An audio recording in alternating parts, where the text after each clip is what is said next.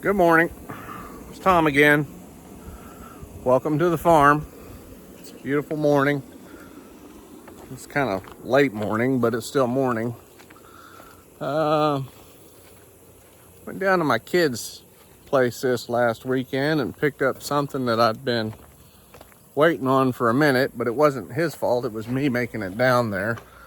I told you here a while back I bought a pellet stove. Wasn't really sure what it was. I knew it was a Breckwell.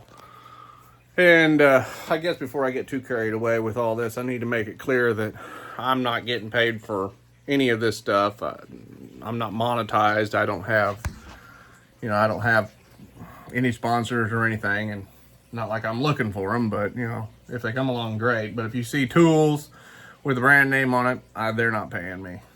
You see, like this pellet stove, I'm just telling you the name brand so that you know what it is. It's nothing special. Matter of fact, she's pretty beat up, but the kid I bought it off of, he didn't lie to me. He pretty much told me straight up what it was and what was going on with it.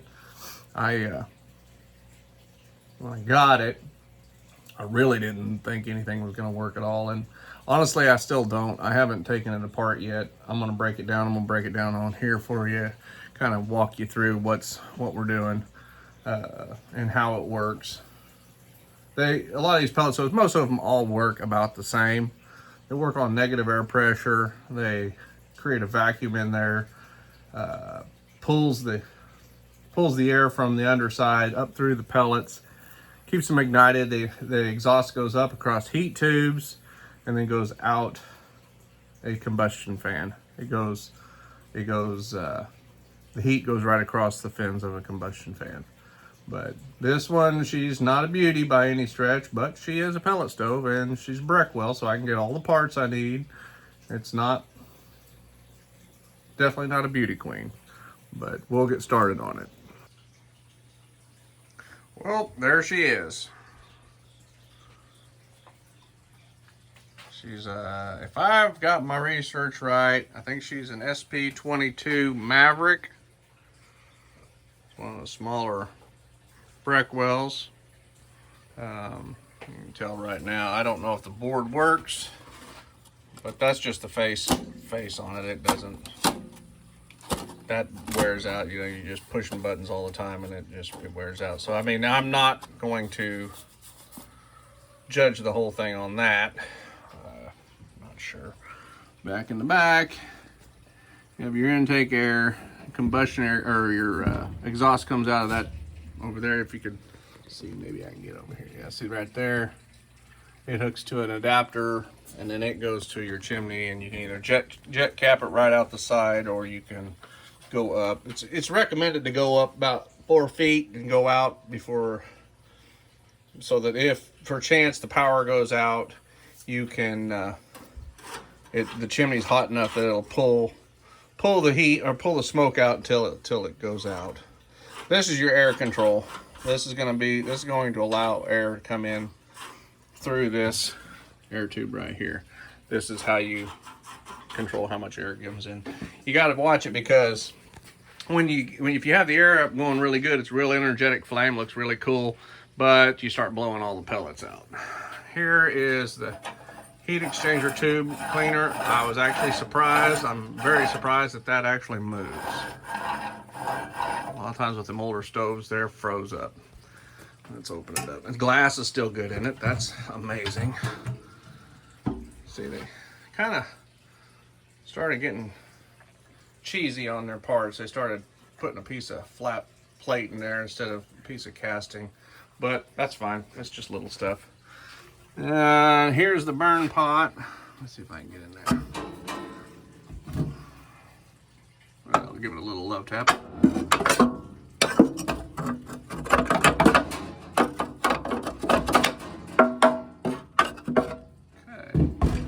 Okay, there we go. She's loose. Pull that out. Ooh, that looks great. That is the igniter right there, and that's where your combustion air comes in, and that's your drop where the pellets come in. You can see the heat tubes up here and that scraper when you pull it out. it goes across and pulls all the creosote off of those heat exchanger tubes. If your tubes are covered with ash or creosote, they're not going to transfer the heat, which means you're not going to get heat into your room. That's a problem. Now these things, these burn pots, were two-part. They got basically the steel, regular steel outside pot, and then they got the stainless steel pot on the inside. That is stainless steel so that it doesn't just deteriorate down to nothing. This little hole right there is where your igniter goes. That's basically a glow plug. That thing gets just cherry red and transfers a ton of heat, and that's what actually ignites your pellets.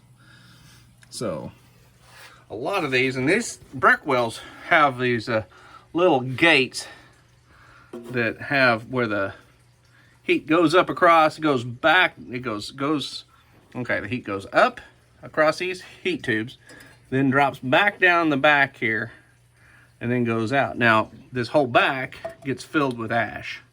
So, hold on, I gotta get a screwdriver, see if we can get these things up. Let me see what we can find here.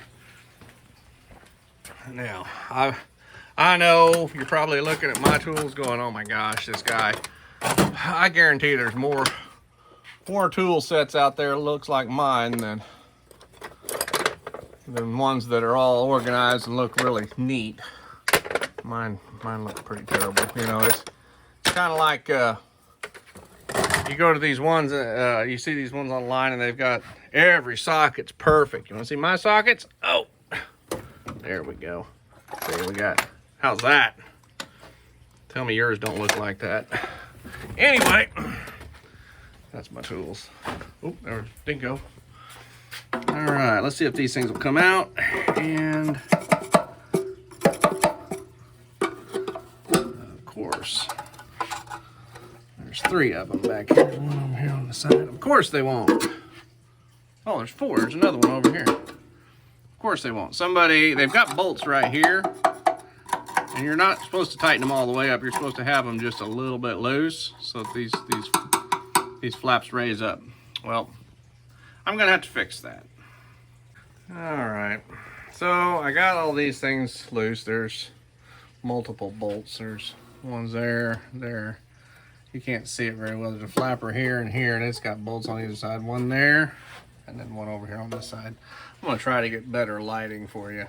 But anyway, I was gonna try to pop this one out. And basically, you loosen those up, and then this plate just slides up. Oh, there we go. Well, still had to use a pry bar, but anyway, behind that you can see this is the one that goes out to the exhaust fan, because you can see it goes up. But all around the outside edge here, there's ash in there. Now, when I got this, I thought, boy, that, you know, it's rough, but yeah, it's workable. And then I looked inside the hopper.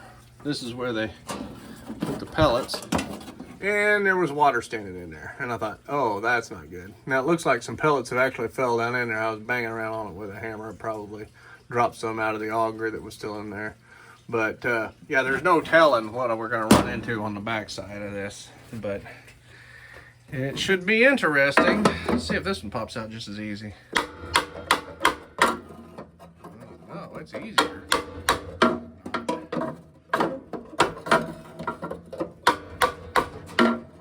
Yeah, this thing's got some pretty frozen parts on it. It'll go, we just don't want to. What it wants doesn't matter. That one came out. And you can see the crap that's in there.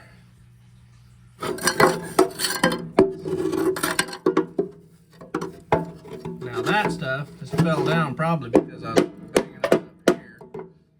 But all that crap just builds up inside, and it stops any kind of heat transfer or any kind of air control or any kind of air getting through there. So that one just popped right out. But anyway, what I'll basically do is I'll get a cable, about 1.5 foot long, and I'll put on the end of a drill, and I'll run I'll run it up through those things. I'll kind of put a hitch in the end of it, and it'll bang around, kind of knock out all that stuff, and it'll fall down. I'll vacuum all this out. I'll pull everything apart. I'll pull this whole thing apart. The only thing I won't pull like the heat tubes and stuff out, but I'll pull like the igniter out. I'm gonna pull combustion fan, convection fan, all that kind of stuff's gonna come out, and we're gonna clean the living daylights out of this. I'm not even gonna plug it in until I know I've got something to work with here. All right, what you got?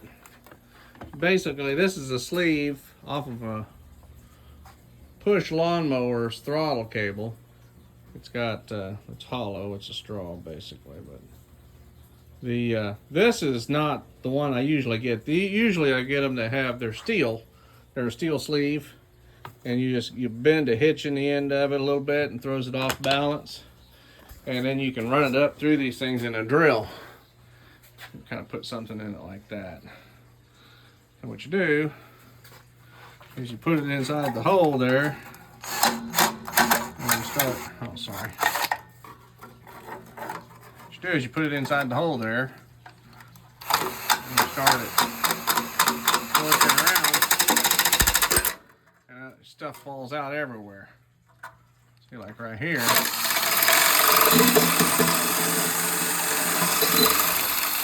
Crap falls out. There's not as much stuff in there as I thought there would be.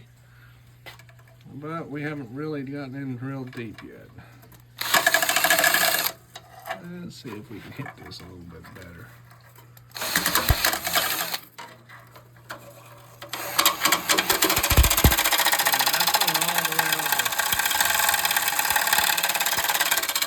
That's going all the way over there. What we'll do is we'll turn it around, go the other way. And sometimes they want to be contrary. Well, hard to do one-handed.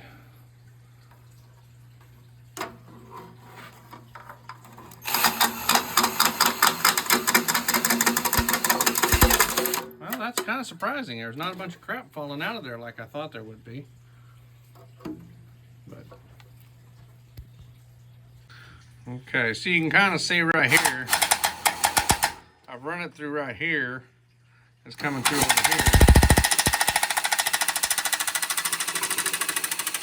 Just throwing crap out. Now, this is your trough for your pellets. And sometimes you get pellets seized up in there. You can see a lot of crap coming. A little bit of crap. Not as much as I thought coming out of there. But you hit all of these things like that. You go up this side, across the top, up here, and I mean, you can run it down here. I mean, this is where your air comes in. Chances are slim anything's stuck in there. Oh, there you go. You got to open up your air valve.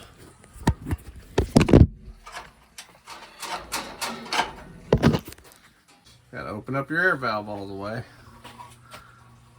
Stick that through there. Now,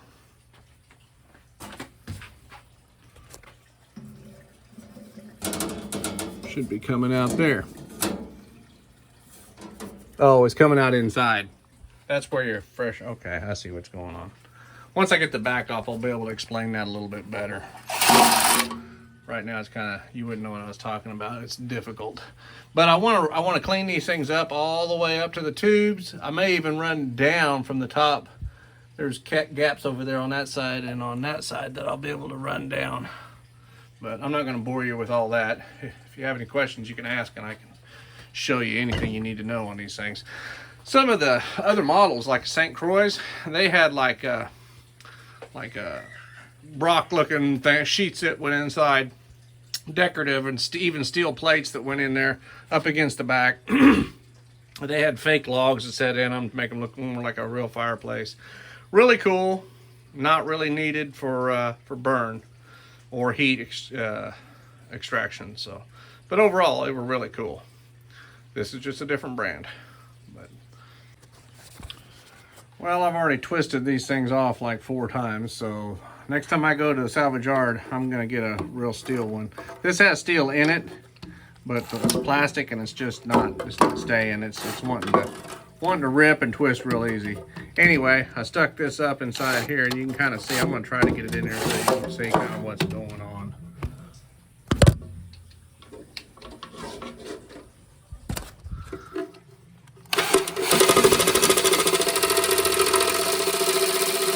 And you put it in reverse. Put it the other way. You can kind of see all the crud that fell out. Light, and all that'll be vacuumed out. Now another thing too, we could take this out in the yard and hit it with the leaf blower and blow a bunch of stuff out. Now there is a problem with the leaf blower. You got to be careful not to over rev your motors, your combustion fan, or your room air convection fan, because you put I can tell you how I know, but you can probably guess. You put the leaf blower on that and rev it up real high, and yeah, it burns the bearings out like really quick. I know from experience.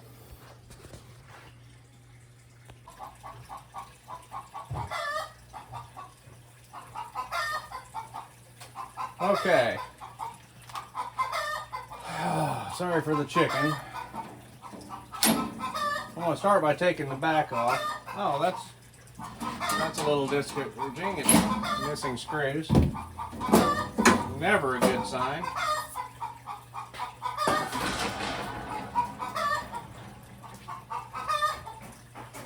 Get.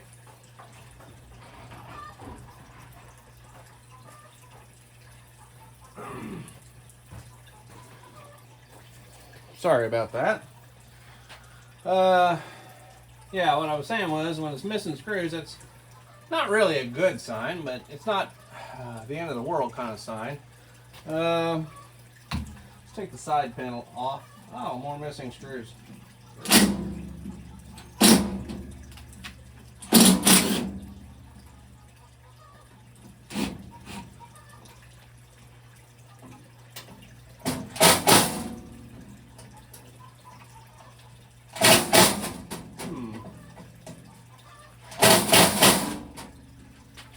Good.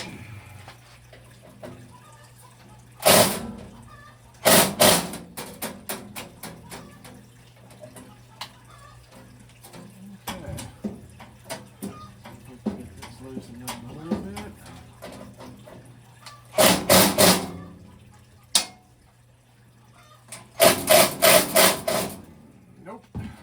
Okay, I guess we're gonna have to do this the hard way. I'm gonna go ahead and pull the, oh well, probably gotta get a tip that's not broken now.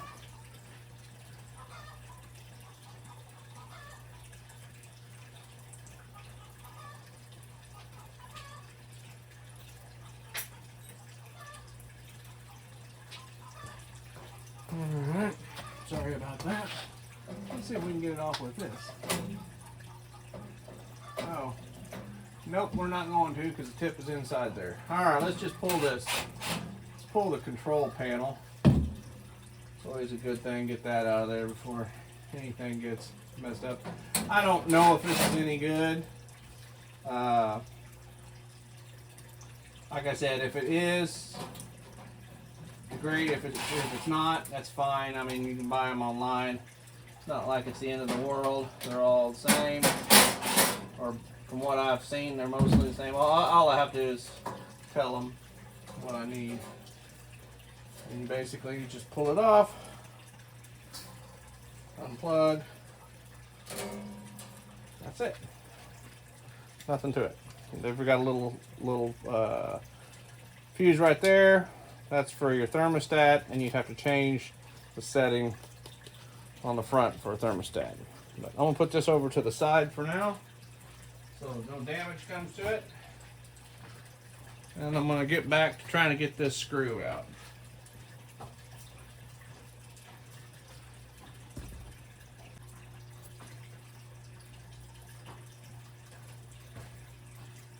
Okay, after a little bit of work, I got it off. That's a good thing. I pulled the board, you knew that. Wanted to see if these fans were any good. Is that, oh wow, that spins real nice.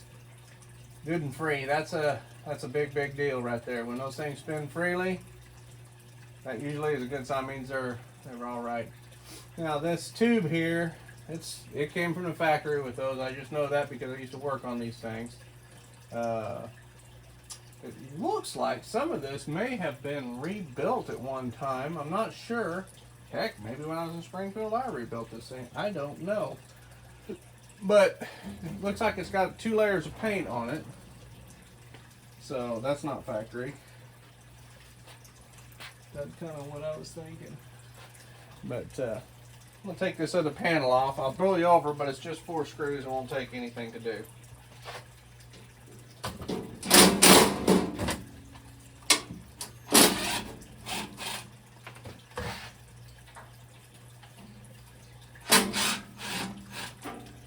Now, I take that back. It was 6 screws.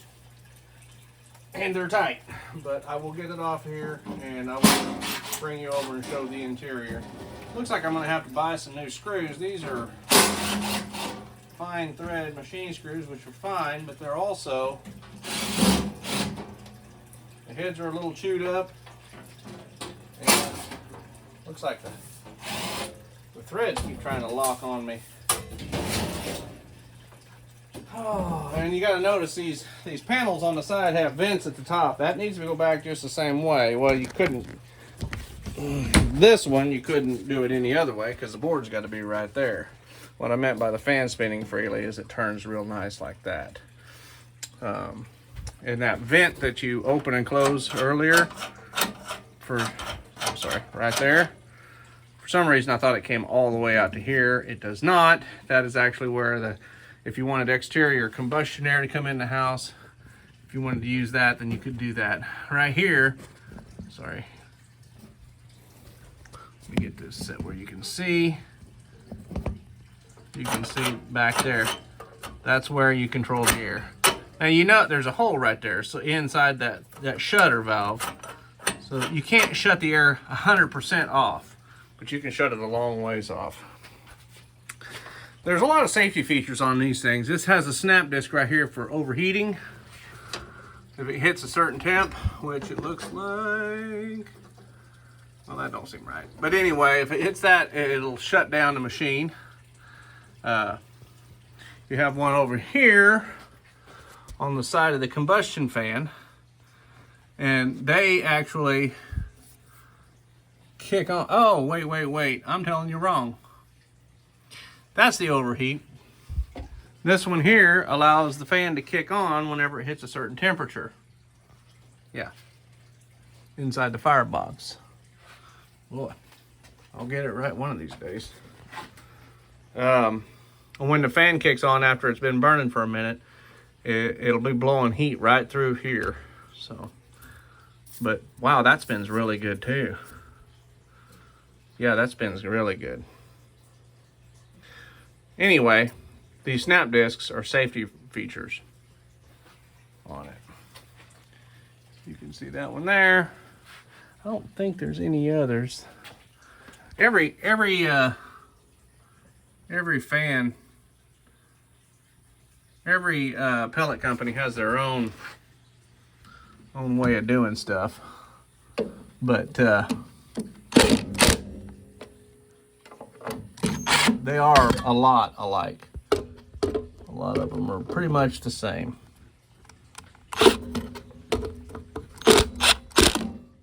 You know, they've got different variable speeds, different designs. There's some that burn corn, which I thought would be great. Till I found out that one of the reactions you get when you burn corn is it turns kind of acidic. I'm still tight somewhere. It turns acidic and it'll eat your chimney out. So that seems problematic. But you know, if you grew corn, you had your own corn supply, and the chimney was short, it'd be worth it. Who cares? Buy more chimney every year. I'm trying to pull this combustion fan off. Hang on. Okay, combustion fan off. Gasket's gonna need replaced. Now this is interesting. I actually forgot about this. Some of the other fan motors you'll run across have real short fins on them. They're about half that size. This one actually has really tall fins. You can kind of see back in there. It pulls that air from that smoke up that ramp that I showed you earlier, right to there, and then blows it out here. So you can kind of see what I'm looking at here. They've always got a lot of Sarah wool. That's basically spun ceramics around all the hot stuff to keep motors from burning up. Next thing I think I'm going to try to pull is this auger motor. If you look down inside there, there's a key, and I'll have to pull that off, and maybe the motor will slide. It's supposed to slide straight down. Whether it will or not, we'll see. All right, pulling these pins out. I probably don't have to show you this, but my experience will help you. There's a pin down in here, and I'm not sure if you can see it or not, but it's what hooks the shaft of the auger motor to the auger, and that's what puts your pellets in there. I want to get the motor off because I want to make sure it works. I want to clean it up real good, maybe oil it or whatever. But the trick to it, if we can get in here better, it's kind of hard. Sometimes you can get pliers on them and get it right out, but if you can't, you can put a zip tie through it, and it looks easy. Don't let it fool you. It's not easy. The trick is to not pull everything out while you're trying to do this. I ended up pulling the connector of the igniter off while I was yanking on this thing, but hopefully I didn't ruin anything. Well, there you go. See, now that should teach you a lesson right there. Sometimes, no matter how hard you try,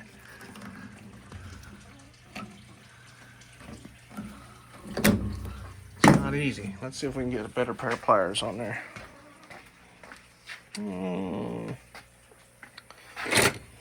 Let's see what we have here. Well, let's just use some fencing tools. There we go. That'll work. Got a little pinchy pinch on there. Well, so much for that idea. I maybe have to run a piece of cable in there. Yeah, I'll get back to you.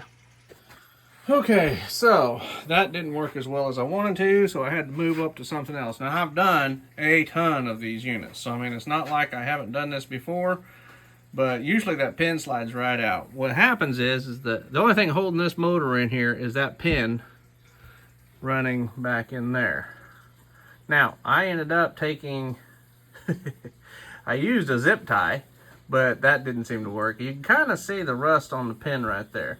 What I ended up doing was running a small cable through the end and bringing it out here, hooking it to a set of vice grips and pulling like that. And see, and then the cable pops out every now and then. You got to put it back in. But as you can see, well, maybe,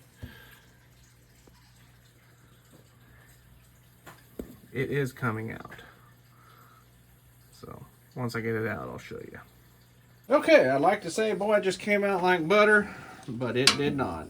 That pin doesn't look bad here because I think we took all of the oxidation off of it down there in that hole.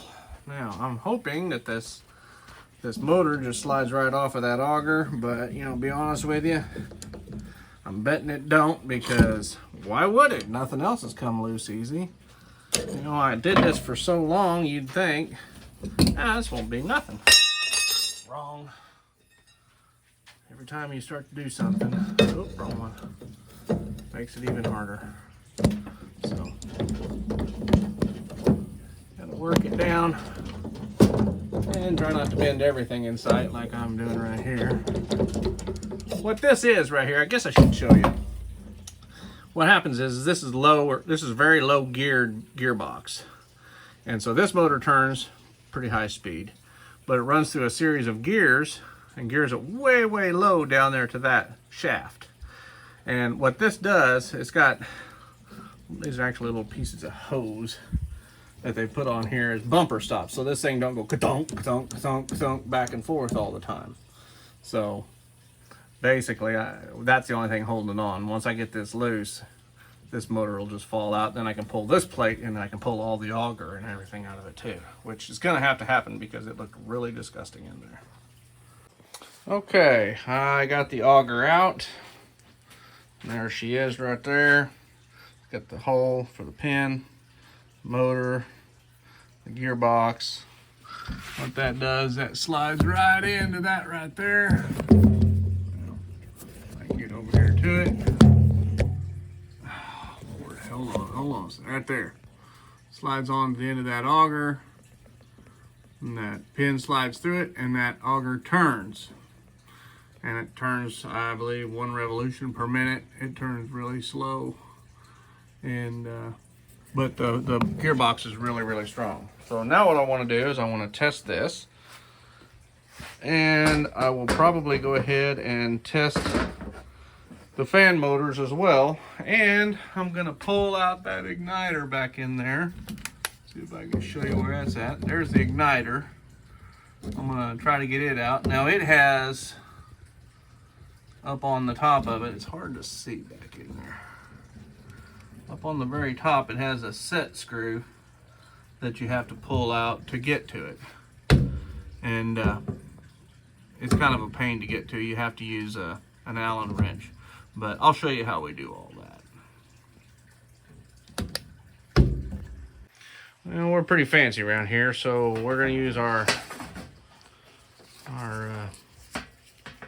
tester. Basically going to hook up some alligator clips to the motor and then plug it in, see if it works. Oh!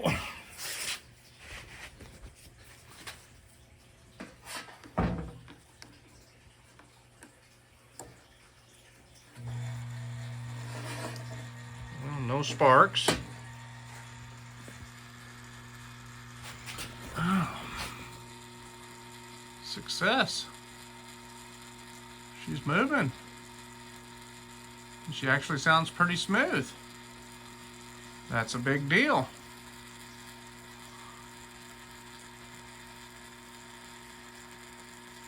Not bad.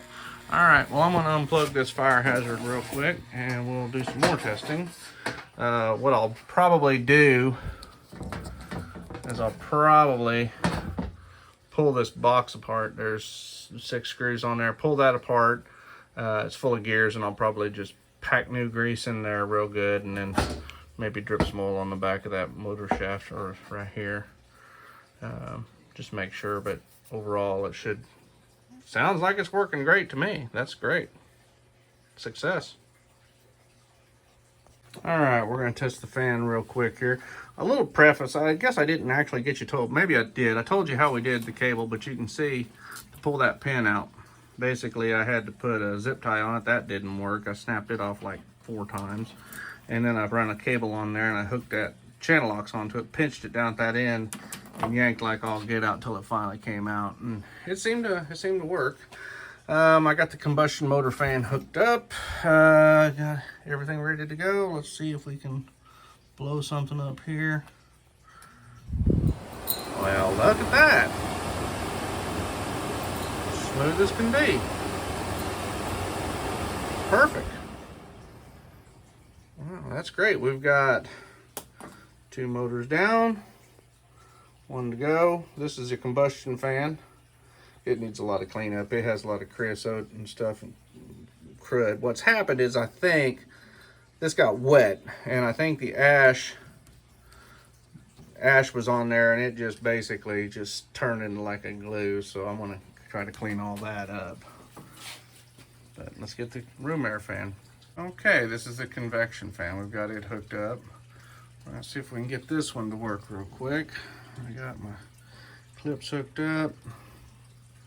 Let's plug it in, see how she goes. That's really good. No noise. And the air's coming out of the front. Yeah, this is actually a clean running unit. That's great. Perfect. Next thing we have to test is the igniter. It's right there. There's 2 wires going to it. It's basically a glow plug that gets glowing red. To get it out, there's a set screw in the top. We're going to leave it in there for now. I'm going to test it first, because if I test it and it's good, I'll leave it. If I test it and it's bad, I'm going to have to get it out. But it's a big fight to get that thing out, especially where it's sitting there for so long. I'm going to hook up some wires. Matter of fact, I pulled one of the wire ends off earlier by accident. So I'm going to take these 2 wires here, plug them in. It's a resistance heat dowel, and we'll go around there and check and see how hot, or if it's getting hot. Okay, I hooked the wires up to power. Come around here and check this real quick. We'll know pretty fast if it's getting hot or not. I'll let it set for a little bit, and then we'll check it again. Hopefully it works. I hate to drive that out. I thought also if I drove it out and it was working, after I got done pulling it out, it wouldn't be working. Okay, we've had that going for a minute. I'm pretty sure it's not glowing. There, she's starting to glow. You can kind of see a glow going. We'll double check, make sure it's not just the back of it that's getting hot. And we'll touch the, oh yeah.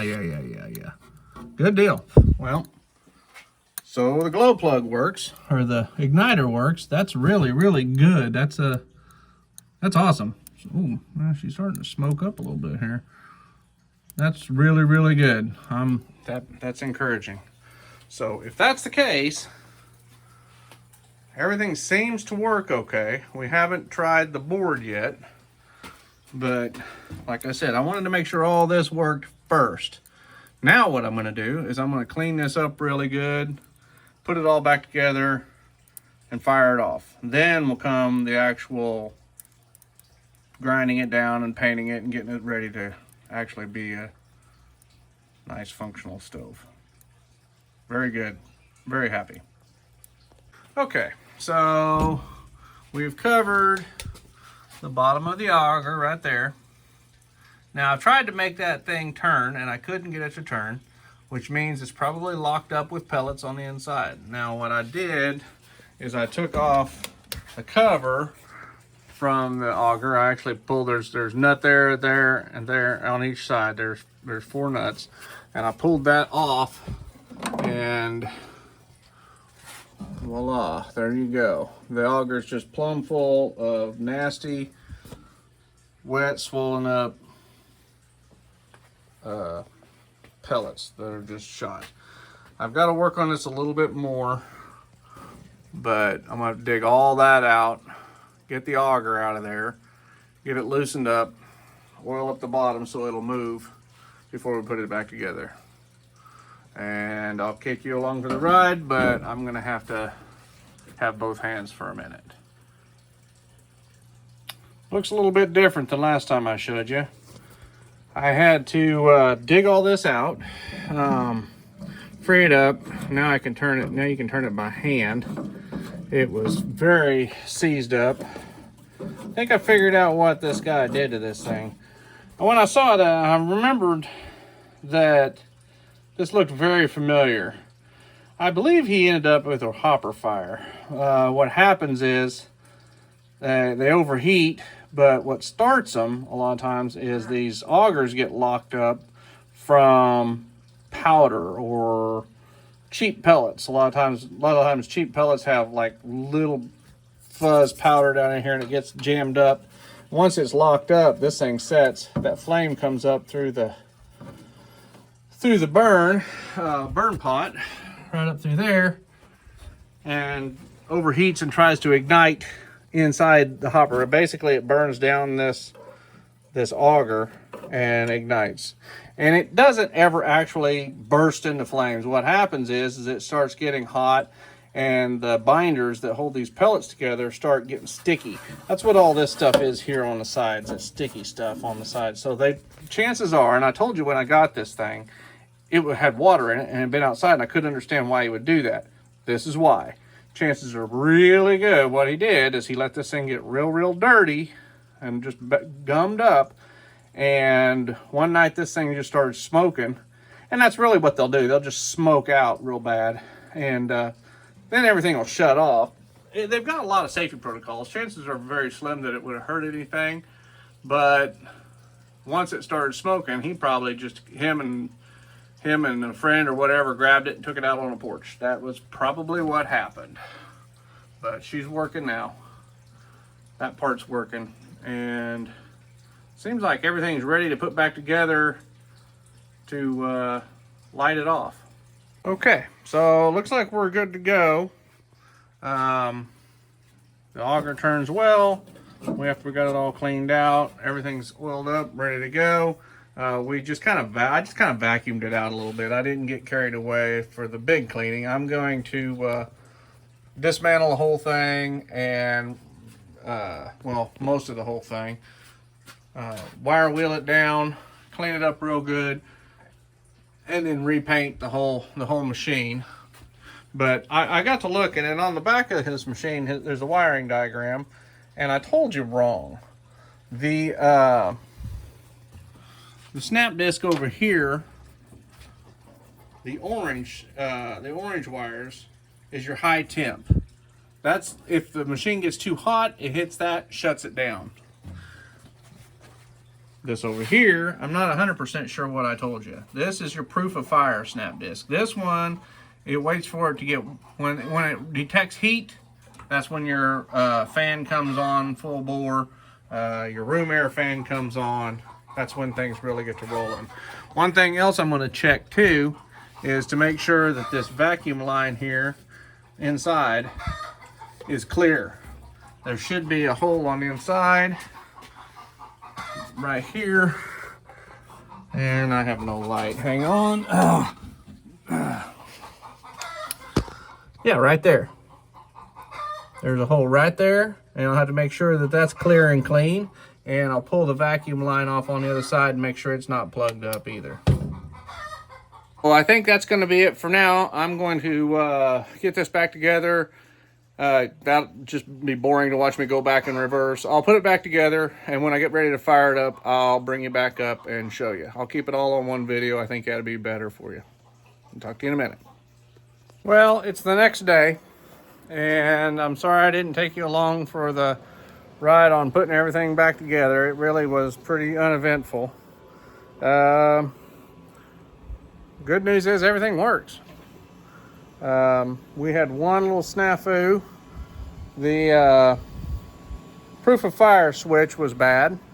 Wasn't a big deal, but it was bad. So it took. I had another one, just so you know, and it worked out pretty well. But she's burning like a champ. The flame on a Breckwell is a little different than a lot of the others. The like St. Croix or something like that has a real energetic, straight up and down flame. And these have more of like a mushroom, kind of a sloppy flame, almost a dead flame. But it comes up and kind of goes off to the sides, and the center opens up. It's kind of a Y shape, but it's not a big deal. The thing with pellet stoves is they burn really good, and then they go down, and then they add more pellets, and then they burn really good, and then they go down a little bit. So they're kind of odd. That was one of the complaints I always had whenever we were selling them, is that, you know, people thought, well, something's wrong with it. Nothing's wrong with it. That's just how they roll. With the Breckwell, you've got to get your air right. Once you get your air switch right, it it changes the energy of the flame too. But anyway, that's really about it. I did replace, like I said, I replaced this hit right here. The snap disc is just a proof of fire switch. I got that replaced. Here's my, I crossed over the two wires to make sure that was the problem, but I was pretty sure it was the problem.